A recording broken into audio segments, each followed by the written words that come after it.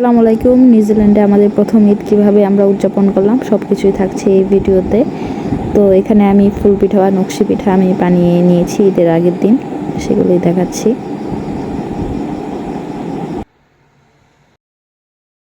দুপুরে আমাদের জন্য রান্না করেছিলাম মোরগ পোলাও।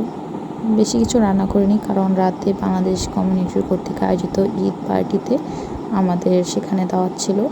তো এই তো খাওয়া দাওয়ার পরে আমরা রাতে পার্টির জন্য রান্নাবান্না শুরু করে দিয়েছিলাম। আমার উপর ল্যাম্ব কারি রান্না করার দায়িত্ব ছিল, যার কারণে আমি তার প্রস্তুতি নিয়ে নিচ্ছিলাম।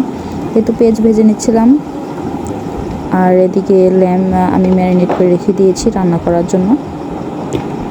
আর আজকের আবহাওয়া খুবই সুন্দর ছিল। এই তো আমার ল্যাম্ব কারি হয়ে গেছে।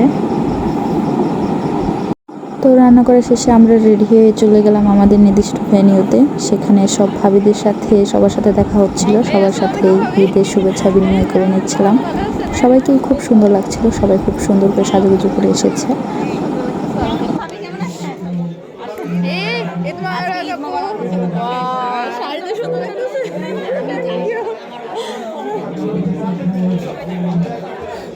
ডানেডিনে আসলে সব ভাবিরাই খুবই ফ্রেন্ডলি, বাঙালিরা খুবই মিলেমিশে থাকে সেখানে, সবাই খুবই মিশুকি বলা চলে।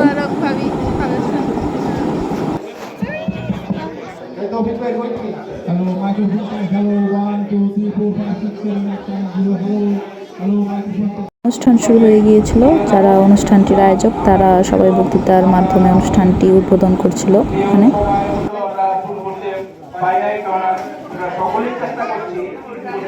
নিউজিল্যান্ডে ডানেডিনে বসবাসরত সকল বাঙালি ভাইয়েরাই এখানে এবং তার ফ্যামিলি সহ সবাই উপস্থিত ছিল।